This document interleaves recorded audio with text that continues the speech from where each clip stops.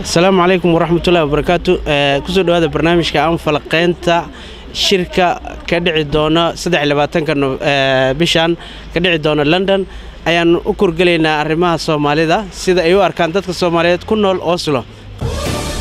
شركة لقوا قبنا يا إمكان magaalada la yiraahdo ee London waxa la faa'iido soo kordhinaya anigu marko waayo dadku haday iyagu safgaran waayaan dad bini aadan uma kala turjumi karo Soomaalidu waxa wanaagsan iyadu ay safgarato hadii ay kala tagaysi haday soo imanaysana in mowqif gooniya meel wada istaagto iyagu soo fadhiistaan iyagu ay safgartaan waayo ummadda Soomaaliyeed geed bay hoos fadhiisan jirtay gartoodana ku goosan jirtay laakiin dad loo kala turjumayo maalina Itoobiya maalina Kenya maalina Uganda u turjumayso uma malaynayeen inay horumar gaarayaan wax qiimo ku fadhiyaan ma jira shirka isaga ahay waxaan rabaa marka inaad ogaataan waddanka inaan cayaar uusan ku xoroobin haddana uu halis u yahay inuu faraha ka baxo ku heshiiya inaad wax noqotaan waddankuna wax noqdo wallahi shirka waxaan ka shir aad iyo aad faa'iido weyn ugu leh Soomaalida guud ahaan waxaan u arkaa mid waqti lumisa oo kamidun kuwii hore oo waliba ay saacadihiisu ka kooban yihiin intii hore weyn ognahay Soomaali intaasoo kun oo jeer baa loo qabtay shirar oo bilaaye sanadaba ay soconayeen marka 3 saacadood bay Soomaali xalkeedii lagu gaaraya uma arko waxaan u arkaa in mid dadku lagu soo lugeynay ma garanaysaa oo aan wax walaalo wax soo kordhinaya aanay jirin Soomaaliduna waxaan qabaata kaliya xalkeedu ku jira geedkii damalka weynaa in iskugu hor yimaadaan isagoo cadaan iyo ay ka maqan yihiin iyo jahanab oo iyagu ay dantooda daacad ka yihiin laakiin 10 nin oo lacag meesha u doontay iyo oo midba meel laga keenayo inay meesha iskugu imanayaan baan u arkaa wax la jiido oo soo sidaanaanay jirin wallahi kullee waxa u maleynaa Soomaali shir badan loo soo qabtay shirkan waxa u maleynaa inuusan waxba ka duwaneyn kuwii hore waayo dawladda hadda waxay codsatay in xayiraadda hubka laga qaado laakiin waxa markiiba ka hadlay dawladda Ingiriiska waxayna cadeysay in aan xayiraadda hubka laga qaadin taasoo macnaheedu ah Soomaaliya inay sida hadda ay tahay aysan ka bixin waayo hadii xayiraadda hubka laga qaado Soomaaliya waxa soo baxayo militariga Soomaaliya booliiska ciidamadii si ay wadanka wax uga qabtaan laakiin taa ma la ogolo waxa la rabaa in Afrika oo kaliya ay saa ku maamusho Yurub kala shirka Ingiriiska dan buu leeyahay Soomaalina dan ay leedahay nin kasta waa in dantiisa uu fiirsadaa Soomaali danteeda waa inay fiirsataa oo dadka la mideeya la isu yimaadaa waxa la yiri walaalo kala tagay waa xoolo yareeyaan waana xabaalo badiyaan dawladaha ama tuugada ayagana badeena ka xamaalanaya oo dhacaya oo sunta ku shubaya ayaga naftirkooda in shirka lagu soo qaybta laga soo galiyo oo kuwaas naftirkooda laga qabto arin muhiim ah oo aad iyo aad aan ugu baahanahay kullee marka shir dan ugu jirto Soomaaliya haduu yahay kullee waa taageersanahay laakiin dan hadeen ugu jirin shir ama taqana taageersana maaha in hadii ay daacad ka tahay in dadka Soomaaliyeed ee wax la qabto dawladna loo dhiso anu waxaan u maleynayaa inaanay wax adag ku ahayn in wadannada reer galbeedku in ay sameeyaan waayo waxay haystaan awoodi dhaqaale iyo awoodi ciidanba waayo raggaas waxa ka horeysarta ayaga in israbaan dadka Soomaaliya ma israbaan bano dad asrabsa wax la isku daraa marka dadka ma israbaan qof israbta wax isku darsado ama wax loo nidaam loo sheegi kara ama wax la dhihi kara ayagaan israbeen dadaan israbsa wax loogu sheegaa say aniga aragtidaysta tay in Ingiriis ilaahdo waxaan la shirayaa odayaal Soomaaliyeed goormay gaartay baarlamaankiiniba 3 qaybood loo qaybiyo meeshii la raba laga isticmaalaya waxa la yiri ninkii arinteena ka hor yimaada mana dhoofi karo dhaqaalahana waan ka xayiraynaa warmooydan bilaadan ahayn mooydan shakhsiyad lahayn mooydan dameer lahayn aw Soomaalinimadiini waxa la idinka dhaadhiciyaa al-shabaab argagixisa la idinku gumaada maalin walba war waa dadkiina iyo ehelkiina waxa la idinku gumaadayo oo la doonaya in madaxweyne loo sameeyo Soomaaliya madaxweyne waliba Afrikaana iyo shan madaxweyne iyaguna Afrikaana iyo shan kale Soomaaliya waraankaas way jireen laakiin anu waxaan u maleynayaa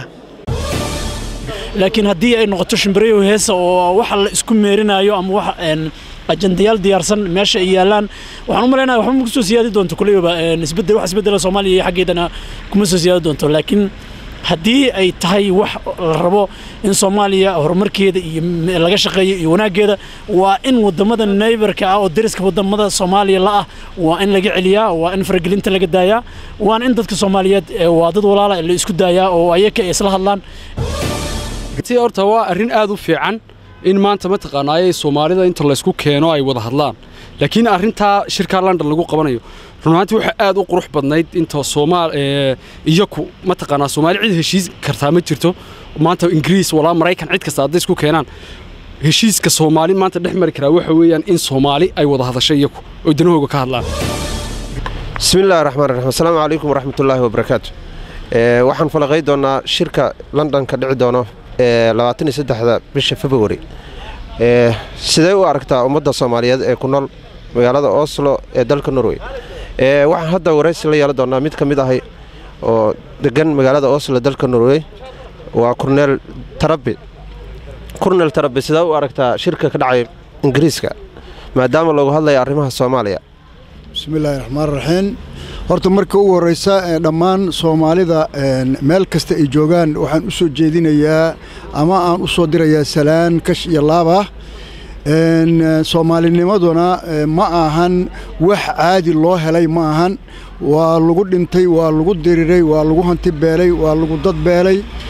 dadka shirka isugu imanayo waxaa horta meeshaan fikradda laba fikradood ayaa taalla oo dadka Oslo joogo anigu odayaalka Oslan oday u ahay isla markaasna waxaa leesla reed marayaa wadanka in isticmaar la gelin doono ayadoo muddadii isticmaarka 20 sano dawlad hadday istaabil noqon weydo United Nations-ku in uu faragash ku sameyn doono iyo mid la leeyahay waxba lagu qaybsanayaa horta miirsada marti soora la yiri horta marka ugu horeysa dadkiina meesha isugu imanayo wadanka iyo calanka iyo ciidda horta wax maydan la tahay mana rabtaan inaa wax noqotaan dadkiinuna wax noqdo dalkuna uu xoroobo haddii aad rabtaan intaas biliis waxaan idin leeyahay isku albaab wax ka arka kuwa isla isticmaara wadanka la gelin doona haddii wadankaas la qaybsado haddaba waa qaybsan yahay anigu waxaan leeyahay arrintaas soo dhaweymaayo dadkii dagaalkiisii 63 iyo 64 haddii qaybta Cali Caarif iyo waagi oo halka joogay Jabuuti la sheego ama 64 dagaalkii feerfeer iyo Sariiraale ayaan ku jiray waana ku dhaawacmay waxaan rabaa marka inaad ogaataan wadanka inaan cayaar uusan ku xoroobin haddana uu halis u yahay inuu faraha ka baxo ku heshiiya inaad wax noqotaan wadankuna wax noqdo dadka aaminsan in isticmaar la geli doonana isticmaarku ma sahlana dadka aaminsan waxa la qaybsanayana anigu maba u jeedaa wax la qaybsado Soomaali inay midowdo gacnaha isqabsato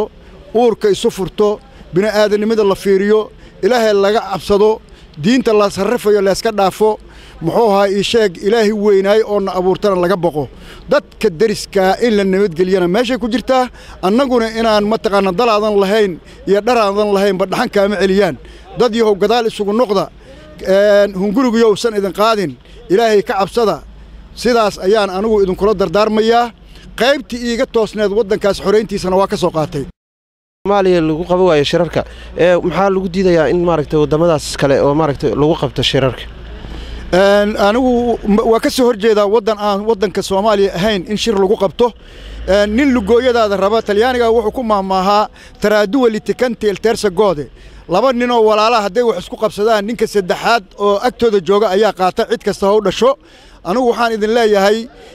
isticmaar wadanka howlooginina dadka jaahileentana ra'yiga aniga aan qabana waxa weeye nin aan aqoon lahayn ama aan siyaasi ahayn oo beelo keentay inaan wax laga dhigin ayaan aaminsanahay wassalaamu calaykum waraxmatullaahi wabarakaatuh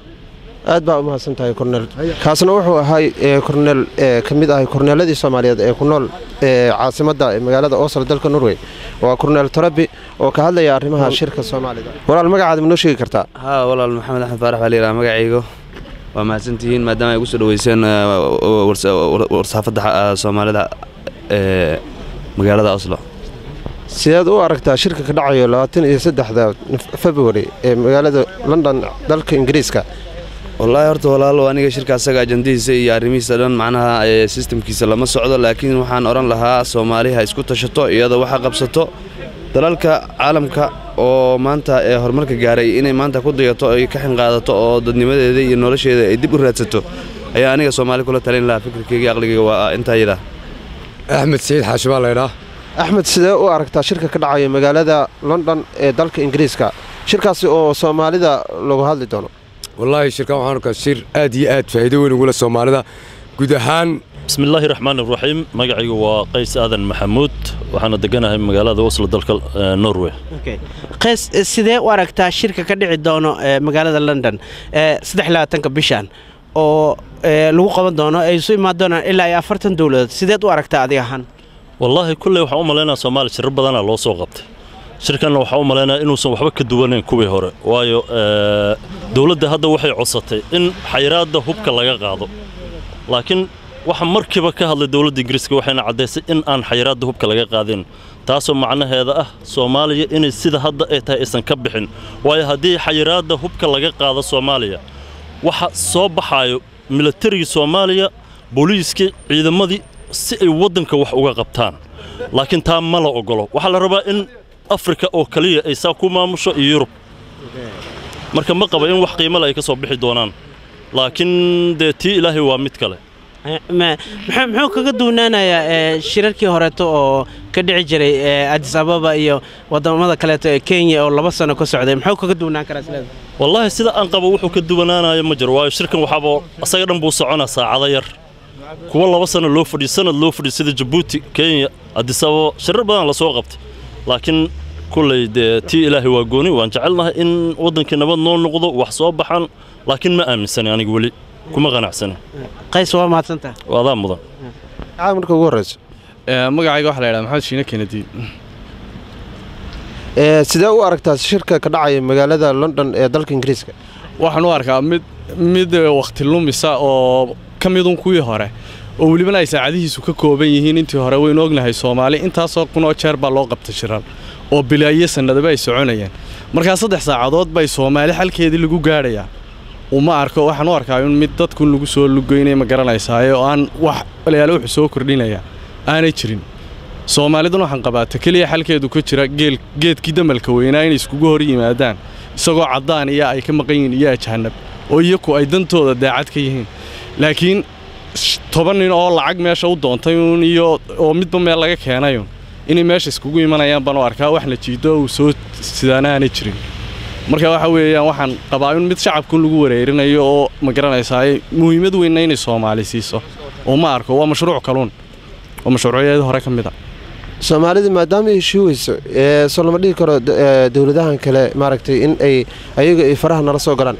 dawladahan kale dawlad walba interest dalkeeda wadataa waxa weeye waxay Soomaali u soo wadaa ma jirto qaar bay interest ugu jirtaa Soomaaliya inay sidan sii ahaato for example dawladda Itoobiya kale Soomaali midowda ama dawladahan jaarka kale Kenya Soomaali midowda oo la xisaabtanto taaguma hayaan waxaan qabaanaa inay ma garanaysaa majaraha iyo ku hayaan shirkan qudhideedo reer galbeedku iyo kuunu daba fadhiisanayaan marka Soomaali haday aqli leedahay iyadoo hay isku timaado oo iyadoo arrimahooda ha xeeshato dantan ay ma garanaysaa waxa weeyaan wax walba waa dadaal baa keena Soomaali inay ka daasho maaha nabadda inay mar walba iyadu u heelanaato laakiin waxaan haday ka dan yihiin ay ka dhab yihiin waxa weeye iyakunba ay ka guuy kartaa waan maleynayaa London waxba 3 saacadood oo London la iskugu keenay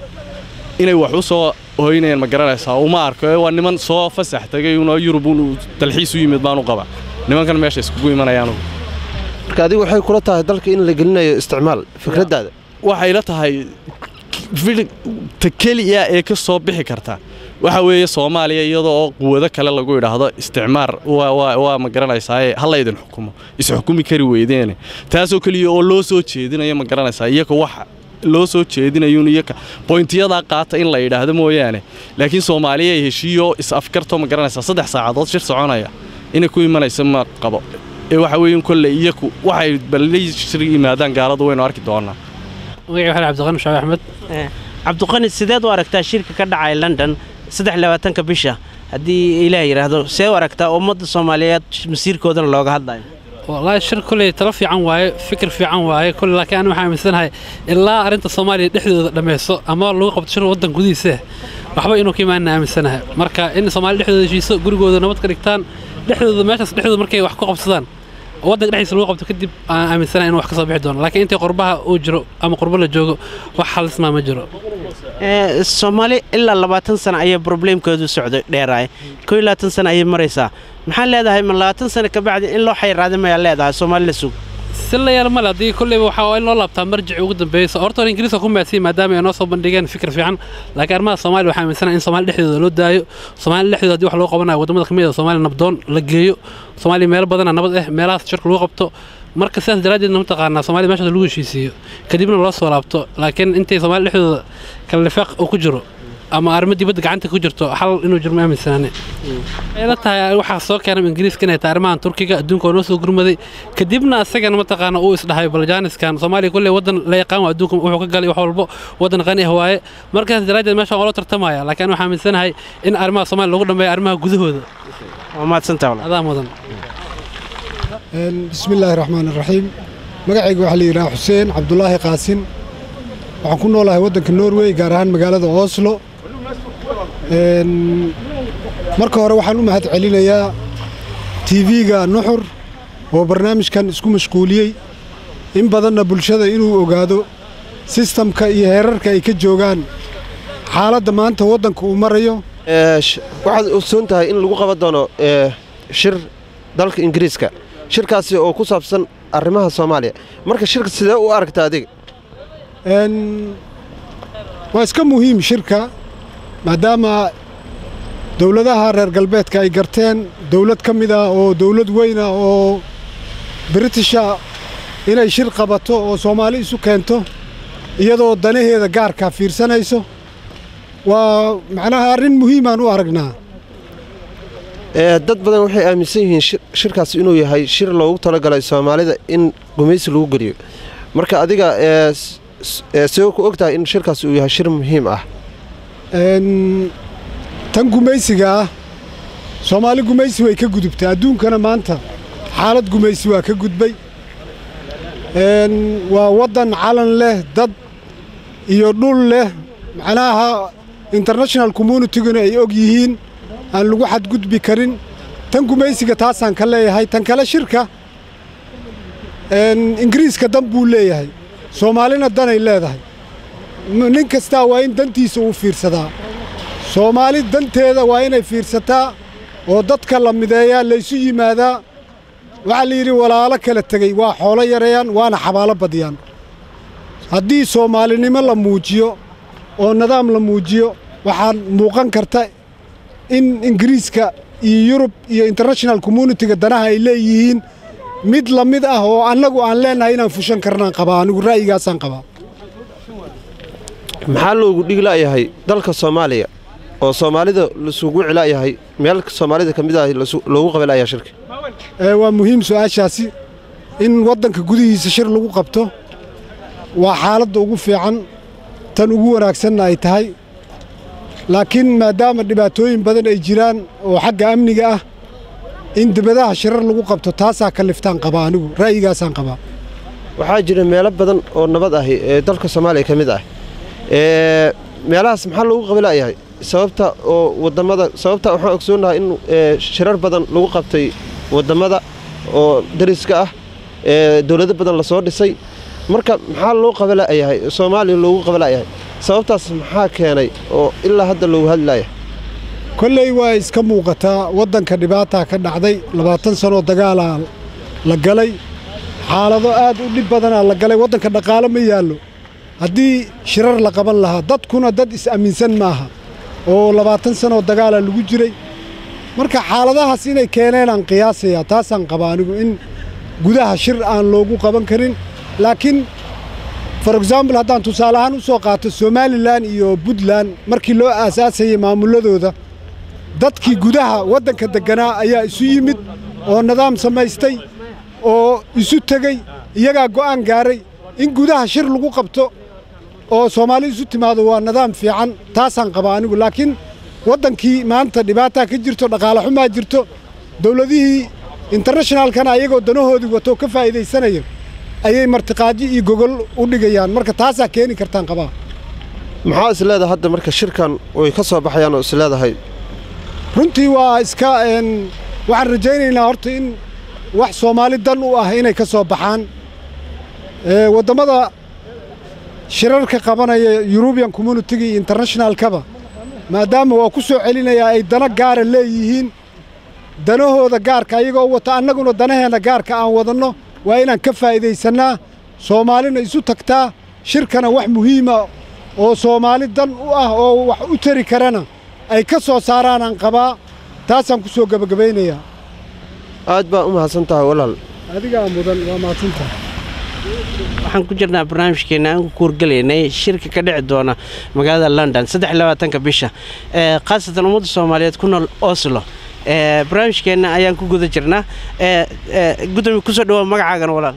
bismillaahir rahmaanir rahiim wa bihi nastaciin amur dunya wad-diin wasalaatu wasalaamu ala ashrafil anbiyaa wal mursaliin ama ba'd waad ku mahadsantihiin nuxur.com codka amba warka ay siisay maanta inay iga weydiiso su'aal shirkan ka dhacaya 23 February magaalada London ee khuseeya danaha Soomaaliya guud ahaan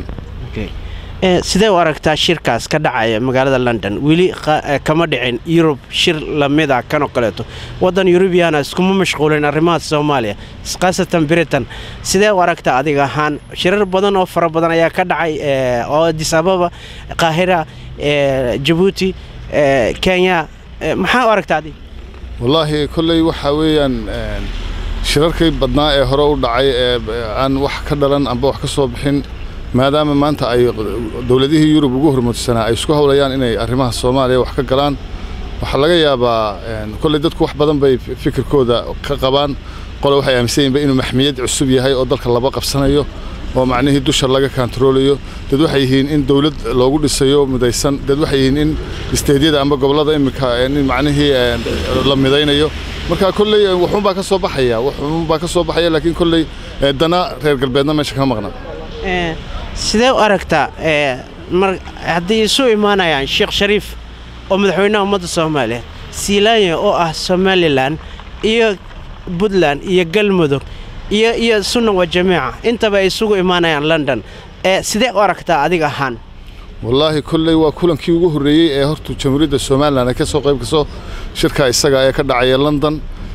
balse sida aynu meediyaha kala socono Somaliland madaxdoodu way isla ogolaadeen in shirka ka qayb galaan iyagoo sifaha ka qayb galayeen sifa aan la mid ahayn sifaha Soomaalida kala ka qayb galayso balse maalinteeda iyo xilligeeda inta la sugaynaa laakiin waa shir dadkoo dhan ay degtooda taagayaan waa shir ay ka wada dhul sugayaan also wixii af Soomaali ku hadla meel kasta adduunka joogaan waa mahadsantaa kula gudoomiye waa dabcan hadii maan horeysin magacayga waa gudoomiye Rashiid Cabdullaahi Gaas gudoomiyaha qurba joogta beelaha Gabooye waad mahadsantihiin nuxur.com waa mahadsantaa adaa mudan assalaamu calaykum waxaan ku guda jirnaa daawadayaal barnaamijkii aan uga hadlaynaa arrimaha Soomaalida ee shirka ka dhacaya London ee dalka Ingiriiska gaar ahaan magaalada London waxaan hadda wareysan doonaa mid ka mid ah Soomaalida Oslo ku dhaqan ninkaas lagu magacaabo deeq ku soo dhawaad barnaamijkan bismillaahir rahmaanir rahiim assalaamu calaykum waraxmatullaahi wabarakaatuh waxaan shirka Soomaalida loo qabanayo magaalada London horta waa shir muhiim ah aad iyo aadna waa u soo dhaweynaya aniga xaggayga sababtoo ah awal shirarkeena waxa qaban jiray Nairobi Kenya Ethiopia iyo dawladda aan awood saasan lahayn aan jeclayna Soomaalida wanaageeda laakiin si Ingiriiska kale waxaan aaminsanahay asay daftarkiisa shirkaas inuu wax ka soo baxo inuu ku dadaalayo dawladda awood lana ay tahay waxna ay ka soo bixi doonaan insha Allah ummadda Soomaaliyeed waxaan leeyahay niyadda sameeysta midana hala taageero hana la soo dhaweeyo dawladda Ingiriiskana waxaan ayadana aan ka codsanahay culayska hala saaro sidii wadanka nabad loogu helo ciidamada loogu dhisi lahay waxaan kaloo aan ka codsanahay burcadbadeeda naftirkeeda hal si looga hortagi lahay waan ku faraxsanaa waan sameysana laakiin waxaan sidoo kale codsanaynaa dawladaha ama tuugada ayagana badeena ka xamaalanaya oo dhacaya oo sunta ku shubaya ayaga naftirkooda in shirka lagu soo qaybta laga soo galiyo oo kuwaas naftirkooda laga qabto waa arrin muhiim ah oo aad iyo aad aan ugu baahanahay intaasaan ku codsanaynaa shirkan waa ku faraxsanahay inay wax ka soo baxaanna waa jecelnahay anaga naftirkeena Soomaaliya hadaan ahayn inaan ka faa'iideysano qabiil waana soo dilay dib badan waa kala soo kulmanay 20 sano qurbaan wareegaynaa wadankeena inaan u laabanana waa jeclaalayn aad baa mahadsantahay walaal adaa mudan aad iyo aad السلام عليكم ورحمة الله وبركاته nuxur.com السلام عليكم marka hore marka labaad magacayga waxa la yiraahdaa Deeq Xasan Gaas oo ku nool magaalada Oslo sidee u aragtaa maadaama aan kiiskaas arrimahaas ka dhacayo shirka 23 ka dhici doono magaaladaas sidee u aragtaa adiga wallaahi waxa u arkaa horumar Soomaaliya ku soo food leh macnaha kadib markii ay waqti badan wax qabso weeday oo macnaha masiirkeeda ay ka tashan weysay macnaha Ingiriiska waxa u arkaa macnaha in ay macnaha noo soo gurmadeen macnaha muxuu ugu duwan yahay shirarradii hore ee ka dhici jiray Kenya Ethiopia iyo wadamo kale oo dawladda lagu soo dhisay dawladda ugu dambeysay ee Djibouti marka muxuu ugu duwan yahay shirarkaas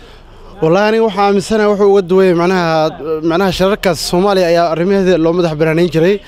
كدي مركل أركينه وحبق بسن كرين أيام مركان معناها شركة وحنا ودوي هي معناها وحنا يلتها هي إن معناها الدولة معناها حوق لو قلت صدقنا معناها نسي يلتها هي أنا مسير كذا معناها مركان لقصوا أي أنا هين محاكسة بحا أسئلة هاي والله كل وحنا من سنة كل صومالي مركب معناها سياسيين الصومالي وعقبة حمد مركل أركي إن معناها الدولة معناها مركان ay adduunka wataan la dhisi doono oo taladooda macnaha gacmahooda marka laga saaray daawadayaal waxaan ku guda jirnaa barnaamijkii aan uga hadlaynay shirka ka dhacaya magaalada London ee dalka Ingiriiska shirkaasi oo looga hadlayo arrimaha Soomaaliya sida u aragtaa shirkaasi ka dhacayo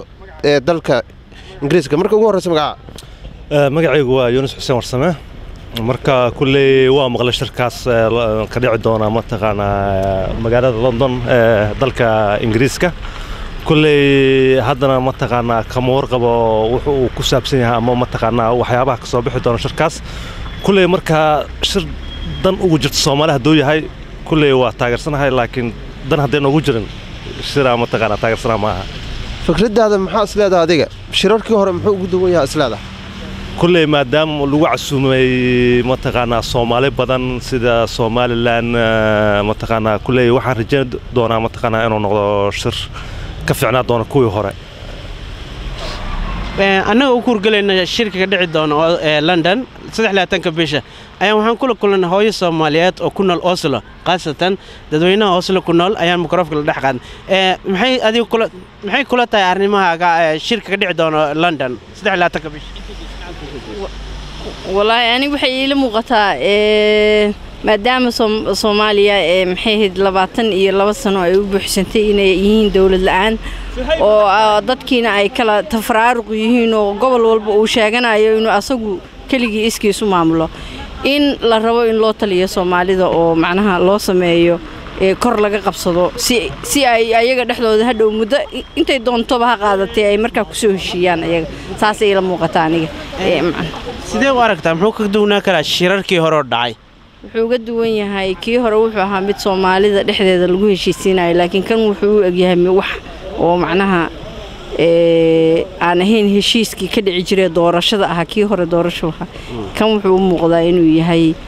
wax macnaha ay reer galbeedku ay rabaan inay u taliyaan shirka maxuu kaga duwan yahay shirarkii hore ka dhici jiray Afrika iyo Kenya iyo Addis Ababa iyo wadamada Qaahiro kaleeto iyo Djibouti muxuu kaga duwan yahay kan London ka dhacay wuxuu kaga duwan yahay kan London lagu qabanaa kii horena waxa lagu qaban jiray Afrika sida wadamada dariska Kenya Ethiopia iyo Djibouti maadaama Soomaaliya macnaha hadda shidaal iyo wax laga sheegay laga soo saarayo waa maasantaa magacaygu waxa weeye Cabdixakiin Axmed Qalinle Cabdixakiin sidee u aragtaa shirka dhacay London 23 bish wallahi ida waxaan aniga hadaan ra'yigayga cabiro waxaan u arkaa shir fiican oo Soomaalida dan u ah oo xalna u keeni kara ayaan u arkaa maxaa ku tiri sidaas waxaan ku yiri in badan ayay Soomaalidu intaas una kala lulatay ay wax isku soo dhaweeyayo kolba meelun loo waday laakiin shirkan maadaama ay dawladda badan u dhan yihiin waxaan u arkaa in midha dhal fiican uu ka soo bixi doono sidee u aragtaa haddii ay isla fadhiisanayaan Siilaanya iyo Sheekh Shariif sidee u aragtaa waa dad laba madaxweyne Soomaaliyeed dhibaato ma jirto haddii xal ay ku fadhiisanayaan wax dhibaatana kama jirto okay waa mahadsantahay walaaladaa mudan Abubakar yes maadaama aad tahay aqoon-yahanada magaalada Oslo qaasatan ummadda Soomaaliyeed adiga ahaan sidee u aragtaa 22 sano ka bacdi inuu Ingiriiska oo Soomaaliya oo noon shaqo ku lahaa jirin kana gaabsada arrimaheeda siyaasadda iyo wax walba adiga ahaan sidee u aragtaa maanta inuu faraha la soo galo oo shirna abaabulo runtii cali anu waxaan u arkaa dawladda Ingiriiska waxay ahaan jirtay awood saameyn ku leh dunida dagaalkii labaad ka hor soomaaliyana dhanka waqooyi guumaysan jirtay muddana arrimaha soomaaliya aan saamayn ama raad aanan ku lahayn hadda ifafaale ayaa soo baxay ifafaalahaas oo ah in ay dadka Soomaaliyeed ay macnaheedu ama dawladnimadoodii ay soo noqonayso iyo fargelintan ama dawladda Turkiga oo arrimaha Soomaaliya bini aadantinimo ama siyaasad ahaan soo fargelisay taasi awoodeed iyo isbedelada hadda adduunyada ka dhacaya iyo ku xirnaantii wadannada reer galbeedku ay ku xirnaan jireen saliidda soo marta marin badeedka Hormuzle Iran Persian Gulf taasi oo hadda khatar ah oo Iran ay ku hanjabtay in ay xiri doonto cunaqabateynta saliidda la saaray awoodeed Soomaaliya oo ah dal dihin oo khayraadkiisu dihin yahay dawladda Ingiriisku waxay aragtay in ay saameyn ay ku yeelato ayna arrimaha Soomaaliya go'aan ku yeelato wixii ka soo baxaya ما isleedahay haddii ay isla fadhiisanayaan madaxweynihii Sheekh Shariif oo ummadda Soomaaliyeed iyo kii Somaliland Siilaanyo iyo ummadaha kale to arrimaha Soomaaliya interesareynay 40 dawladood isu yimaadeen oo caalamka kamid ah sidee u aragtaa haddii loo soo jeestay 21 sano ka bacdi sidee u aragtaa adiga haddii ay daacad ka tahay in dadka Soomaaliyeed wax la qabto dawladna loo dhiso anugu waxaan u maleynayaa inaanay wax adag ku ahayn wadannada reer galbeedku in ay sameeyaan waayo waxay haystaan awoodi dhaqaale iyo awoodi ciidanba dadka Soomaalidu ma ka hor iman karayaan waayo waxa weeyaan cidda marka horeba dhiiri gelisay kala qaybsanaantan waa reer galbeedka kaliya xogeeyaha arrimaha dibadda Mareykanka Johnny Carson wuxuu yiri waxaan la shaqeynaynaa dawladda federaalka iyo maamul goboleedada kadib tii waxay dhiiri gelisay in degmo kasta ama gobol kasta dadkii ku nool ay maamul goboleed sameeyaan hadda haddii ay ka gooday in dadkan meel la isugu keeno wixii loo sheegay way qaadanayaan ma diidi karaan okay Abu Bakar aad iyo aad u mahadsantahay waa qoraagi Soomaaliyeed reer Oslo waa mahadsantahay Abu Bakar nuxurmida aad iyo aad mahadsantiin hawshaada ummadda Soomaaliyeed waanan idinku hambalyeynaya jale guri adiga sidee u aragtaa shirka ka dhacayo doona London adiga ahaan 23 bisha والله قفل بورت فكر كيس أو كهذا مقت أركتدي أنا وحنا وأركع شير لندن كدعاء وحوس زيادة هاي مجرت شركة إنه وحكدع وحالها والرجل إنه كدع مهمة وماشي اللي بعتها كبل لعبتها والرجل هو والرجل هدونه كدعين وحل اسمه مجرت مدة هذا اللي بعده كله dadkii ayaga muslimka sheegahaya oo kutubka Ilaahay soo deji isku xalli waayay ma kula tahay maarata wax la soo rag soo aqriyeen isku xalli karaan kutubka Ilaahay soo dejiyo isku xallilaayeen maalin walba dhiigooda daadiyo haya dhiigooda marka waxay weydiistaan gaalada inay la xalliso dhiiga u sheegto inay la daadin ayaga soo sheegto loo soo aqrimay sugaya marka halkaas xal soo socdo u maleeyma la kala fogyahay sidee u aragtaa adiga ahaan haddii ay Somaliland madaxweynahoodii Siilaanyo iyo Sheekh Shariif ay isla fadhiisanayaan iyo ururadii kaleeto intaba sidee u aragtay 40 dawladood oo caalamka kamid ah sidee u aragtaa adiga wallahi anigu taas waa ugu weyn tahay shacabku ma ka hadli karo waayo raggaas waxa ka horeysarta ayaga in israbaan dadka Soomaaliya ma israbaan bano dad israbaan wax la isku daraa marka dadka ma israbaan qof israbtaa wax isku darsado ama wax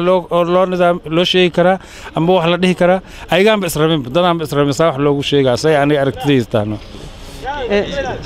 sidee u aragtaa inuu Ingiriiska hadda shir abaabulo 21 sano ka bacdi oo intaasna ka aamusnaa siyaasadda arrimaha Soomaaliya oo faraha la soo galin adiga ahaan sidee u aragtaa وعدها taas waxa isweydiis ma meesha waxa soo gashay dawladda Turkiga soo gashay Iran aad timiday dawlado kale yimideen marka gaalada filankooda waxa waaye hadeertaana waxa uu yimid banaanka no marka waxa waaye guluf colaadeed ku jiraan ayaga marka waana ka dhaqaale badan tahay maanta Yurub dawladaha ugu dhaqaalaha badan leh ku jirta Turkiga marka sababtaas keentay raggan inay hadda cararaan waa mahadsantahay gurey aadaan mudanta magacaygu waxa la yiraahdaa Faiso Nuur Faiso adiga ahaan sidee u aragtaa arrimaha Soomaaliya ka dhacayo iyo maanta shirka la qabanayo hadii la yiraahdo 23 bisha lagu qaban doono London adiga ahaan sidee u aragtaa arrimaha Soomaaliya ka dhacayo waxa aad u foolxun oo qof kastoo damiir lagu diidi karo shirka lagu qabanayo imika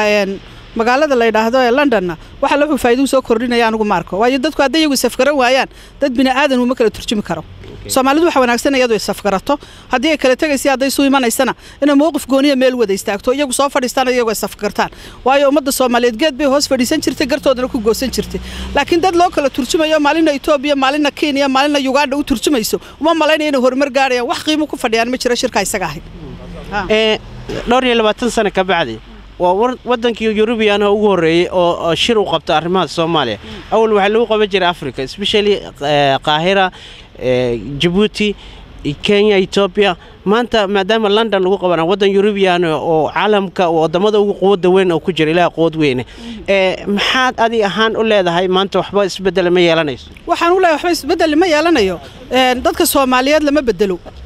dadku ma bedelmaan dadku waa dadkii Soomaalidina waa tiun wixii shalay isku haysteen hadii ay isu tanaasulayaan way leeyihiin waxaan isugu imaanaa Soomaalinimo oo markaan anagu heshiinaan wax kala qaybsan karnaa waa okay laakiin qolo waliba waxay taagantahay anigana waa la idilaana waa la idulmay ilaa ay taa ka tagaan oo runta isugu yimaadaan iyo xaqiiqada ay ka tanaasulaan wixii dhacay iyo wixii isugu yimidna Soomaali horumar ma gaarayso cidina isba keeni karto wasaan anigu qabarayigayga sidee u aragtaa hadii ay kulmayaan madaxweynaha Somaliland Silaanyo iyo ay kulmayaan Sheekh Shariif oo kale tay meel wada fadhiisanaya yaa 40 dawladood sidee u aragtaa adiga ahaan wallahi Siiraanyo iyo maxaa la yiraahdaa Sheekh Shariif walba nin Soomaali ku wada hadla oo walaala dadkana way iska xigaan labadooda hadday heshiin waayeen ilama ahaniga wax yaaniga weyn oo isbedel inuu imanayo oo gaalka intuu maqlayo ma iyagu ismaqlaan marka hore iyagu waa inay ismaqlaan iyaga isku afa haddayna iyaga isfahmeen gaalku muxuu u samayn karaa labadooda dhexdooda waxba uma samayn karo inay labadooda isu yimaadaan oo isfahmaan oo wax ka wada hadlaan oo wixii dana inta isugu yimaadaan dabadna iyagu ka tashadaan hadday doonaanba Soomaali inta meel isugu keenaan hadhow xitaa ha kala tagaan hadday doonayaan laakiin marka hore iyagu waa inay damiirkan u damqadaan iyo dhibaatadan wadanku wuxuu yahay iyaga u taala mas'uulka ah kuwa Somaliland degan iyo kuwa Soomaaliya deganba waa inay raggan isfahmaan marka hore iyagu maxaa kula tali lahayd hooyooyinka Soomaaliyeed oo maanta dhibaataysan oo Soomaaliya dhibaatada ugu badan ay qabsatay 20 sano maxaa kula tali lahayd wallahi hooyooyinka Soomaaliyeed runtii hadii waxna laga dhageysanayo wadanku sidanba mu ahaadeen anagu aan bedeli lahayn laakiin dhaqankii xumaaya Soomaaliya waxa yaala aha maxay tolay naag baatay fadhiiso marka waxa la waxaan anagu ka qaban karnaa ama aan oran karnaa ma jirto waa dhibaato anaga damqaysa caruurteeda balanbalaysa hooyadeeda qaxaysa iyo hooyadeeda cidlada ku dhalaysa iyo hooyadeeda dhibaatoonaysa laakiin waxa la waxa wadana anagu samayn karnaa inaan dadka biilina ama wax u dirna mooyaane shilinkaan u dirnana qoryaha baysiistaan dadkana way ku sii gubaanuu marka waxa la waxaan anagu ka qaban karnaa haba yaraatee ma jirto ilaahay wax ka qaban kara aad iyo aad u mahadsan tahay adaa mudan walaalo salaam Cabdullaahi Cali Xagaley walaal sidoo aragtaa shirkan London ka dhacayo shirka London iyo sida Soomaalida badankeeda ka aragteen hadaladeeda waa iska ruwaayad waa ruwaayadihii awal noola jili jiray waa ruwaayadihii awal noo socon jiray musalsalkii baa weli noo socda kan waxa laga yaabaa inuu ka sii daran yahay dadka kolley meesha laga sugaayo magacyada sida aan ku hayno waa saxiixayaal saxiixa hadee ujeedadiisa isaga yaqaan wuxuu saxiixay ninkii wax saxiixi jira ayaa haddana dib u saxiixay hadii la yiraahdo wax cusub oo jaanisa wiji cusub oo ku soo kordhayna ilaa hadda aan loo jeedin hadii ma garanayo wax ka soo bixi doono aniga ma wanaag meesha ka soo socda marna uma jeedo waxaan qiyaasayaa dhaqaale darrida hadda Yurub ka taagan ama yani doorashadii Mareykanka oo soo dhawaatay dawladda Mareykanka oo xoogaa faraheeda meesha ku bateen macnaha waa waji bedel wax hadda iyo waxa kale oo macnaha ka mid noqon kara dawladdan dariska aan nahay hadda nagu soo duushay Kenya oo aan filayo inay macnaha si toos ah uga mid tahay boqortooyada Ingiriiska Uganda Kenya wadamada la isku dhigi jiray East Africa ee reer Ingiriis waxa ka dhiman umaleynaa Tanzania oo kaliya ayadana mahiga u matalay marka waa waji bedel shaar la bedelay waa imaan wax had ka soo baxayo oo cusub oo aan fahmayo niyo waa ruwaayadi waa shabeelnaagan soo fiirsanay shumeeyaan soo fiirsanay tan shaxshax leeyahay wax kale oo meeshan ka arkay ma ark konton dawladood iyo 5 saacadood waa dawladdiiba 3 saacadood way 3 daqiiqo way 3 daqiiqo waxaan u maleynayaa ninka dawladdaas matalay intuu magaciisa sheegayo ma dhama 3 daqiiqadood tan kale madaxweynaha Soomaaliya Shariif Sheekh Axmed xalay waxaan arkaynay shalay laba garowe tagay oo soo saxiixa oo soo laabtay shirka markuu tagayna bilowgiisii ma tagin waa loo matalay waxa matalay ra'iisul wasaaraha dawladda hadda saxiixiisa waxa loogu baahdo markaa kadib meesha u tago maxay tahay ma ninkii tagay ee matalaya ee ra'iisul wasaaraha ahaa isaga muu soo dhammeeyo oo yimaado maxaa asaga loogu yeeray waxa meesha laga cararayo waxay ahayd in la yiraahdo faroole iyo wiilow adeer u yahay ayaa saxiixaya waa tii waagi dhex martay Cumar Cabdirashiid iyo Shariifka oo kale ee la lahaa shirki gaalkacyo shariifku markii dambe waa ka booday wuxuu yiri wiil iyo adeerkiisa saxiixay tanna tii oo kale laga baqay si marka loo yiraahdo isaga laftiisa saxiixay ayaa xal loo yeeray marka niyow Soomaalidan jahwareerka lagu riday masaakiinta ah ee dadkan geedaha hoos yaallay wali nafti aragtaba ay naxayso waxaan qabaa ilaah baa wax qaban kara Soomaaliland way ka maqan tahay shirka hadda garowe lagu qabtay iyo xeerarkan laga soo saaray leeyahay waa dastuurkii al-shabaab waxay haysataa 11 gobol wax matalay oo hadda meesha jooga ma jiraan maxay tahay dawladda xamar laga qaadayo ee 11 gobol loo sii wado kuwa 11 gobol haysta ma xamar la keeno xamara ka dhimanay oo lagu tijaabiyo Soomaalima waxaan qasaaraynaa meesha ka soo socda iska yar in la tagaa ma ahaba habeen dhaweed waxaan ka qoray barnaamij la yiraahdo waryaa ceeb rabo cid noo matalaya marka tiiba wali iga daacada ninkii ceeb raba ee meeshaas inuu taga diyaar u ah hadda waxa weeye waa inuu tagaa waxaan qabaa Soomaaliya waxa ceeb ka ahaan jira nin cir weyn iyo nin amal fiican sameeyay dad baa la yiri qabiilo lagu riixay farsamo ay sameeyaan iyo horumar ay bulshada ku soo kordhiyeen waxa la yiri waa reer hebel oo waa la takooray waxa la sameeyay maxay ahayto rag baa cirweyni lagu caan jiro liijar hebel waa nin cirweyn ninka carradiisi iyo dhiigga dadkiisa iibiya ee ka fikira maanta waxa kali ah ee meesha uu ku joogo iyo 2 sanadood loogu daro waxaan u malaynayaa haddii wax la leexinayo ay jiraan waa ninka shirka Ingiriiska taga maanta taasana aaminsanay waxaan ka qayb gelayaa fadlan qabiilada Soomaaliyeed haddii Soomaalinimo jirto yaanan la dirin dad la leeyahay qabiil hebel ayay matalayaan oo shirka ay tagayaan nin walba oo Soomaali ah oo damiir leh waxaan ka codsanaynaa inuu bahdiisa kala dardaarmo inaan meeshaas la tago oo yacni dad loo diro oo magac qabiil lagu matalo goormay gaartay in Ingiriis yiraahdo waxaan la shirayaa odayaal Soomaaliyeed goormay gaartay baarlamaankiiniba 3 qaybood loo qaybiyo meeshii la raba laga isticmaalayaa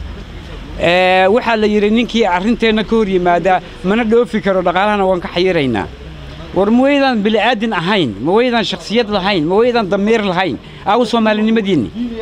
waxa la idinka dhaadhiciyaa al-shabaab argagixisa la idinku gumaada maalin walba war waa dadkiina iyo ehelkiina wax la idinku gumaadayo hal maxaa qurbaha looga baqaa in runta laga hadlo maxaa ku dhacay aaway aqoonyahankii Soomaaliyeed xaguu ku dambeeyay ma waxa laga cabsaday kaamirada dadka qabanaysa iyo in la yiraahdo al-shabaab oo maartay argagixisadii way wala xiraaya war bili aadnimada u soo laabta oo damiir yeesha Soomaali baa tiini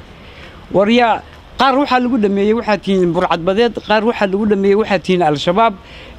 baarlamaanka hadda gadooday maxaa lagu dhameyn doonaa iyagana waa in magac loo helaa waxaan filayaa shatiga dawladda bixiso iyo beesha caalamka ee la yiraahdo magacu yeel markaa dilayso shatigaas nagu socday ilaa ay hadda ilaah baa badbaado ka sugaynaa ummadaas ilaah baa u naxariisanay isaga qalqay imtixaankan ay maanta ku jirtana way ka bixi doontaa ummadda Soomaaliyeed waxaan leeyahay war inta ilaahay ka cabsataan oo fiirakum fahmi iska day 4.5 iska daysaan war soo laabto rabbigiin u laabta war diintiina qabsada waxba yaana qolana la dhihin waa argagixiso oo maalin walba lagu gumaanay qolana la dhihin burcad badeed marka waxaan ilaahay ka rajaynayaa inaad arki doontaan wax walba markay dhacaan kadib aad ka dab cararaysaan marka hore ka fiirsada shirka Ingiriiska soo celiyo dhulkii hore u bixiyay horta intuu garan noo gelin Ingiriisku ha ka hadlo dhibaatada Kenya ku haysa Soomaaliya Ingiriisku ha ka hadlo duqeynta maalin walba jilib iyo jamaame iyo Hosingo iyo lagu hayo afmadow Ingiriisku ha ka hadlo amxaaradan soo gashay ilaa beledweyne Ingiriisku markuu waxa soo dhan ka hadlo inuu ka xun yahay oo na tusiyo markaas ayaan Google-tiisa tagi karnaa laakiin inta uu dhaqaale ku bixinayo uu leeyahay duqeyntuna waa xalaal gumaadka beledweynena waa xalaal hadda waxay ila tahay ninka cabsanayow gurigaaga iska joog inta kalena waxaan leeyahay Soomaaliya dibadda u soo baxay runta sheega aad iyo aad u mahadsantahay adinka cabdirasaaq baa la dhahaa cabdirasaaq maxamed cabdirasaaq sidee u aragtaa in Soomaalida maanta shir loogu abaabulo meel kasta ay ka soo jeedaan dadka afka Soomaaliga ku hadlo iyo 40 dawlad ay isugu imaanayaan oo ka mid yahay Siilaanyo iyo in muddo ay soo fadhiisan madaxweynaha Somaliland iyo Soomaaliya iyo Soomaaliya inteeda kale tam isla soo fadhiisan adiga ahaan sidee u aragtaa walaal run ahaantii horta waa arrin aad u fiican in maanta ma taqaanaayay Soomaalida inta la isku keeno ay wada hadlaan laakiin arrinta shirka London lagu qabanayo run ahaantii waxa aad u qurux badnayd inta iyaku ma taqaanaa Soomaali cid heshiis kartaa ma jirto maanta Ingiriis wala Mareykan cid kasta hadday isku keenaan heshiiska Soomaali maanta dhexmari kara waxa weeyaan in Soomaali ay wada hadasho iyaku oo danahooga ka hadlaan maanta haddaan idhaahno gobolladii waqooyiga Somaliland loo jiray run ahaantii waxa ka muuqata arrin aad way ka fudud yihiin sidii hore oo walaaltinimadii iyo Soomaalinimadii inay ogol yihiin baa laga yaabaa ay u yar eeg tahay waayo awal ma jirin madaxweynihii in riyaale ninkii loo oran jiray iyo ninkii kale loo oran jiray Maxamed Xaaji Ibrahim Cigaal shirarka Soomaalida iyo meelaha la iskugu imanayo runtii kamay soo qayb gal jirin laakiin maanta waxaad moodaa gobolladii waqooyigu inay siyaasadda Siiraanyo ay yar taageersan tahay ma taqaanay tan Soomaali weyn waana arrin aad u muhiim marka niyo muhiimadda taala waxa weeyaan Soomaalidu inay iyagu heshiiyaan arrimahooga ka wada hadlaan maanta gobolladii waqooyiga aad bay u soo dhaweeyeen anu saan u arkayo maadaama ay ogolaadeen ba inay shirkii London soo fadhiistaan oo Sheekh Shariif iyo ay soo garab fadhiistaan Siiraanyo arrinka aad baan u soo dhaweynaa wallahi bismillaahir rahmaanir rahiim magacayga waxa la yiraahdaa Cali Warsame Cigaal oo ku magac dheer Abta Cali waxaan horta marka ugu horeysa halkan ka salaamaya oo aad iyo aad anigu ka faa'iideysanaya wareysiga aad iga qaadaysaan dhammaan waxaan halkan ka salaamaya ehelada oo dhameel kasta oo dunida ku joogaan inta magacayga iyo muuqayga taqaana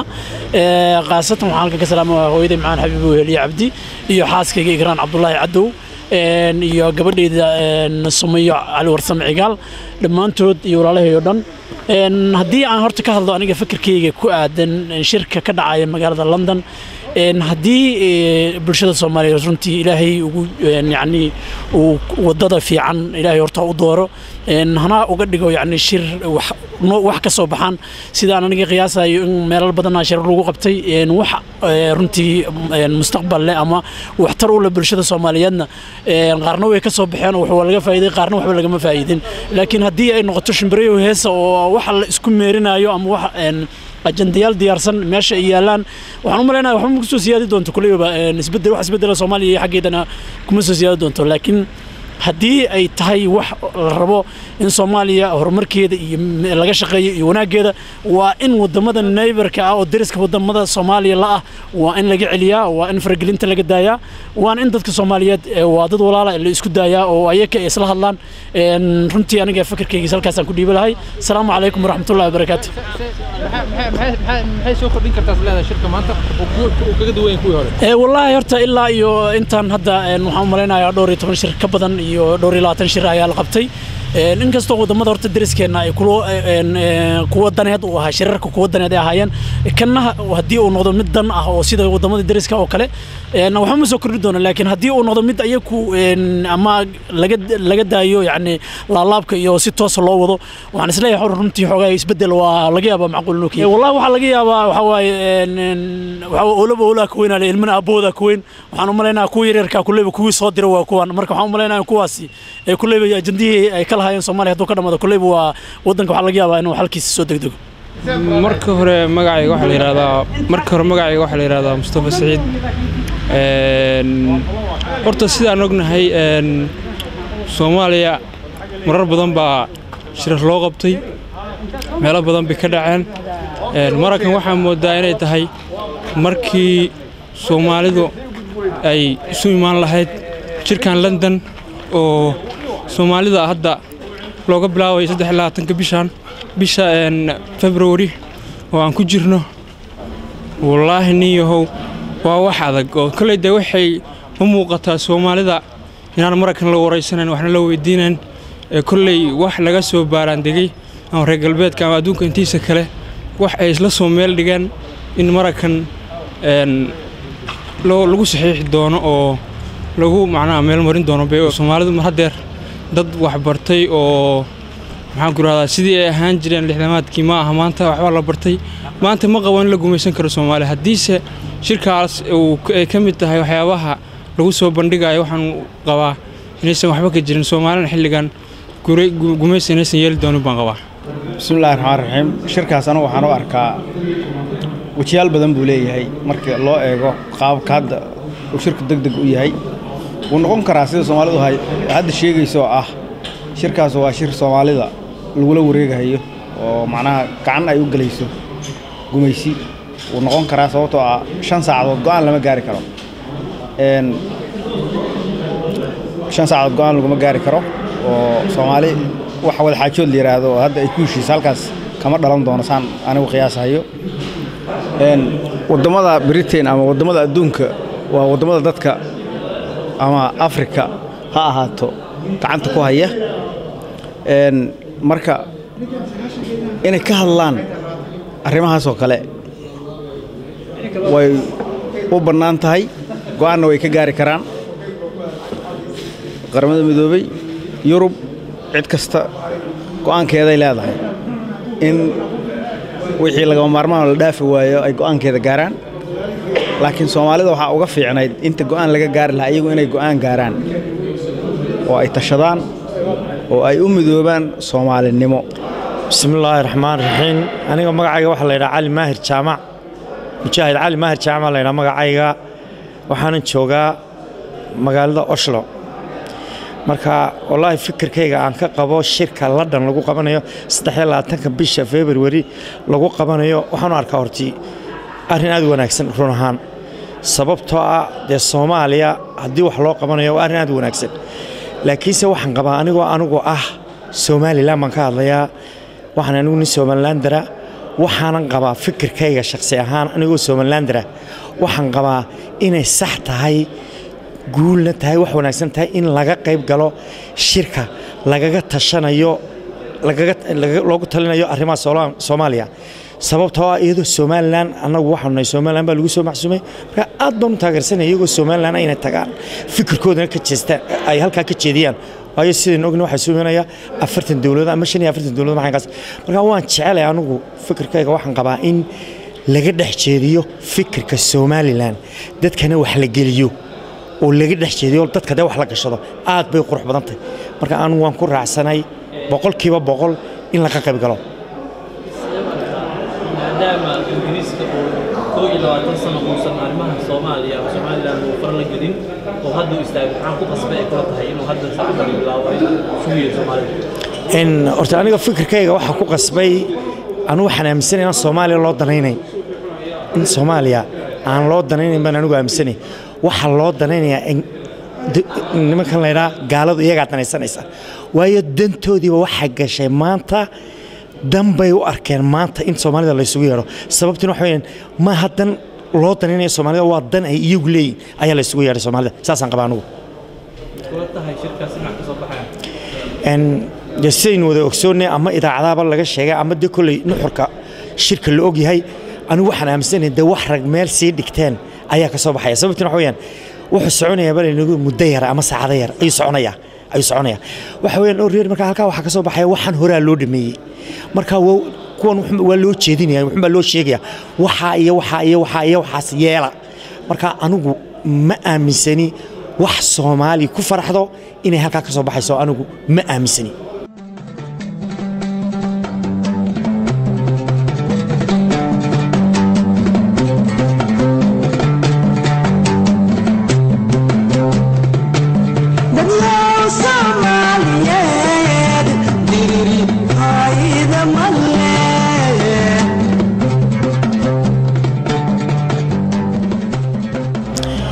bismillaahir rahmaanir rahiim horta anigu waxaan ogahay aad way wanaagsantahay waxa weeyaan dadkan ay madaxda u yihiin in ay ogaadaan nuxurka shirka xaq bay u leeyihiin dadweynuhu laakiinse anigu waxaan ogahay Soomaaliya ma ogi laakiinse anigu Somaliland waan ogahay waa loo sheegay Somaliland waa la isku mari waayay intaasoo maalmood baa ayaa la shirayay waxa jawaabtii waxa laga helay la dhanbaa laga helay jawaabtii Somaliland waxa laga rabo ama waxa uga qayb galayso ama sababtay sida aawadeed markii bulshadii raydka hadna shir la qaatay madaxweyne Axmed Maxamuud Siiraayo shir buu galay golaha baarlamaanka golaha guurtida asxaabta dadweynaha farqisa cid kasta wuu la shiray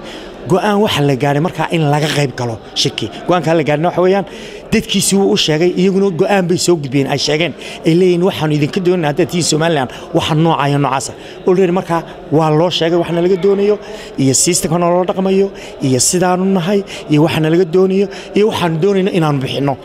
waxaana igu maqalaa ama ay tahay xaqiiqdu in Somaliland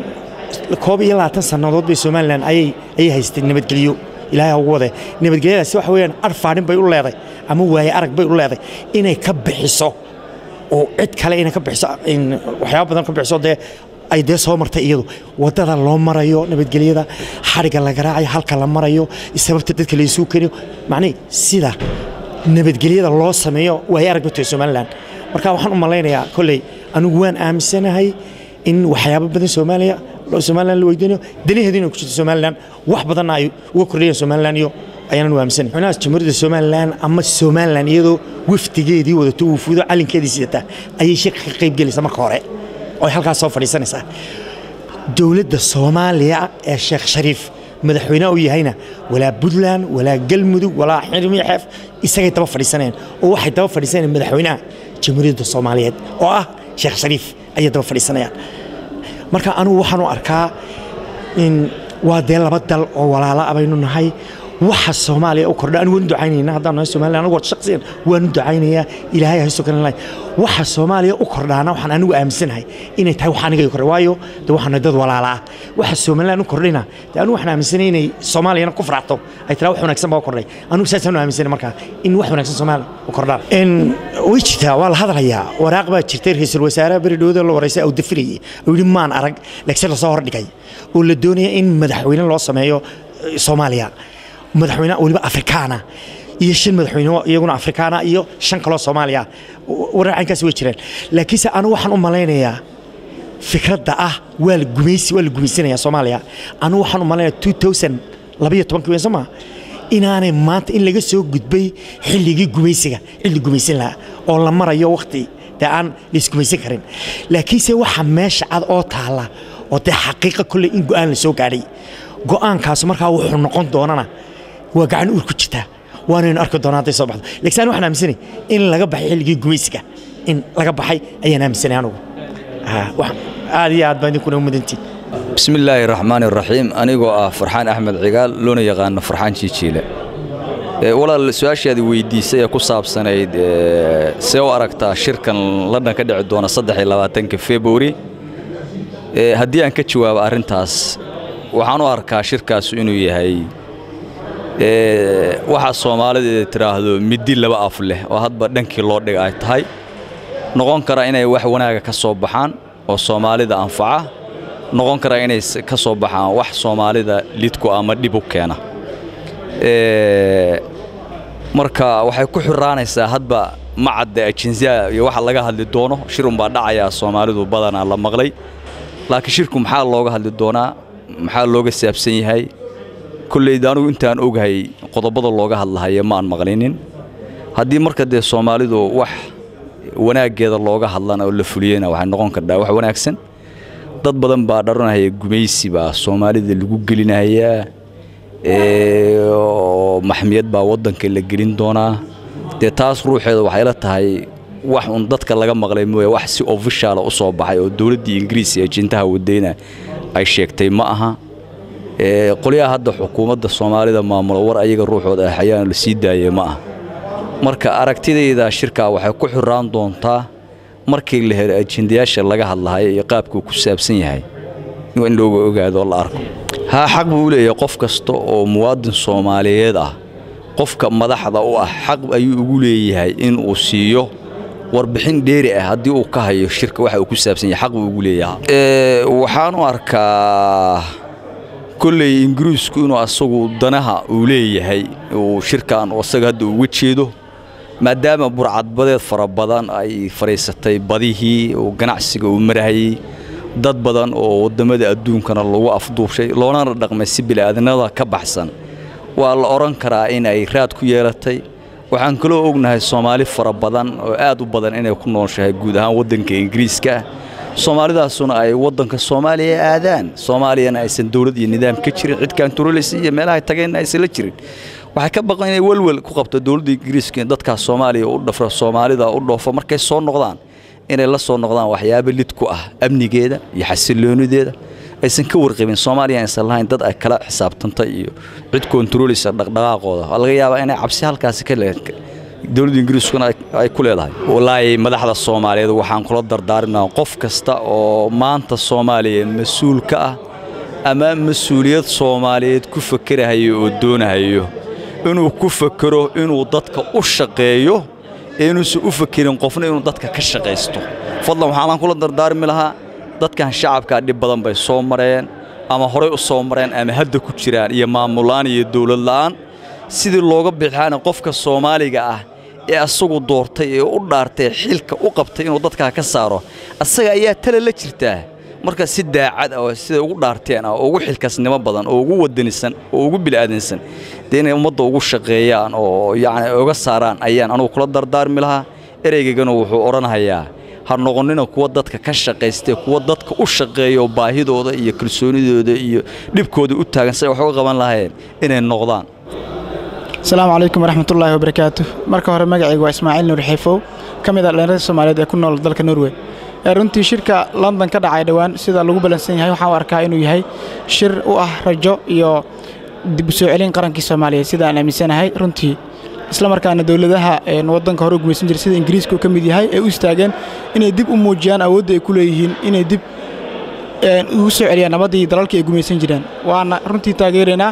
inkastoo ay jiraan dhaliilo badan oo loo jeedinayo dawladda Ingiriiska iyo waliba dawladda Talyaaniga balse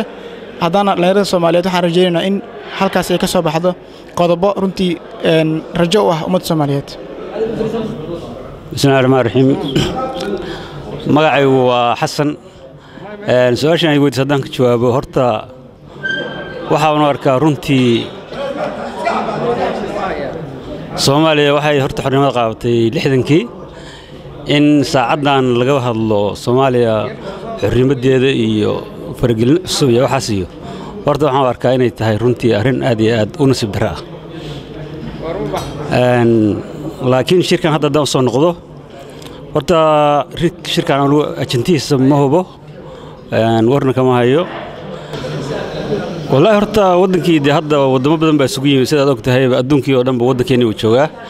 badeeni waxa joogta maraakiibo kala duwan oo adduunka kala yimid oo waxay rabaan aan la garanayn oo Aasiya Ameerika Yurub meel kasta ka yimid marka kulli ma dhihi karo Ingiriisku hadda intaas oo wadan oo wadankeena joogta buu wax uga duwan yahay marka waxaan arkaa kulli inuu yahay la mid yahay wadamadaas hadda wadankeena soo galay oo ayagoo aan la garanayn ilaa hadda waxay ka rabaan wadanka madaxda Soomaaliya waxaan kula dardaarmi lahaa dadka hadda Soomaaliya kulli madaxda ka madaxda sheeganaya wadanka mas'uuliyadiisii iyo qarannimadiisii iyo xornimadiisii ayaga matalayo waxaan dhihi lahaa marka in ay wax kasta oo go'aana oo wadanka laga qaadanayo ay ka fiirsadaan haddii waxaas ay u arkaan inay wadanka dan ugu jirtana ay dee adduunka kulli laga marmay ay wax saas ay ku qabtaan haddii waxaan ay wadanka iyo ummadda Soomaaliya aysan dan ugu jirinna ay ka hor istaagaan saasaan kula talin lahaa بسم الله الرحمن الرحيم بسم الله الرحمن الرحيم مقعي وإبراهيم خليل عبد القادر طبعا فكر كي كؤادن إن الشركة لغو بلنسية هاي سدح الواتن كبشان أو لندن دولة إن إنجليز كهما بقرطويد أي سوق بنقابسي وحنا أمسنا طبعا إنه يهكلي طلابة حق هرلوقا هاي واسدة وهدي كسبحان وحيالها إن لغو ama ajendaha sida loogu talagalay saxaafadana wararka lagu sheegay taas ayaan aaminsanahay kulli waan soo dhaweynaa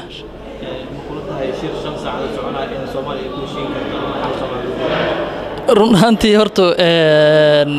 haddii aan laba qaab u hadalno waxaa muhiimsan marka koowaad inaan noqono dad bastamatig ama xagga positive u hadlo dabcan iska dhaafay hal saac rajeynaa insha Allah in arrinta Soomaaliya lagu xalliyo laakiin jawiga uu shirku uu ku furmaayo 5 saacadood ama waqtigaas gaaban loogu talagalay in uu soconayo arrimaha la shaaciyay in looga wada hadlayo oo guud ahaan ku saleysan laba arrin ugu muhiimsan sida xogayaha guudba uu ku sheegay saxaafadeedkiisa ugu dambeysay waxa ay sheegeen in horta koox xoog la saari doono arrinta Soomaaliya gaar ahaan laba arrin arrinta ammaanka oo laba dhinac ah arrintan burcadbadeeda khusaysa iyo arrintan argagixisada ama ururkan la dagaalankiisa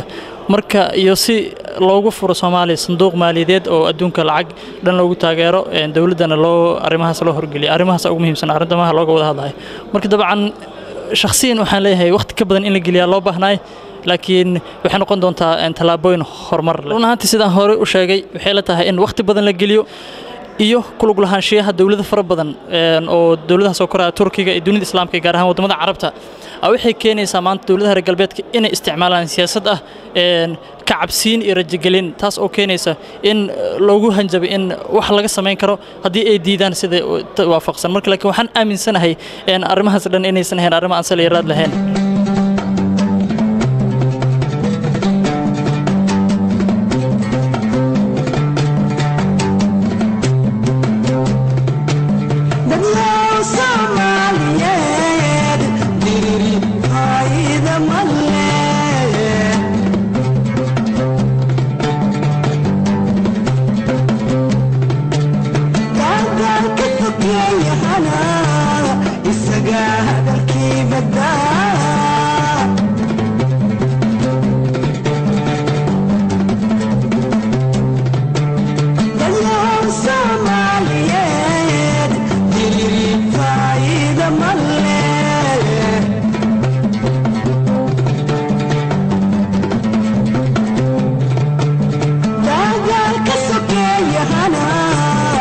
Saga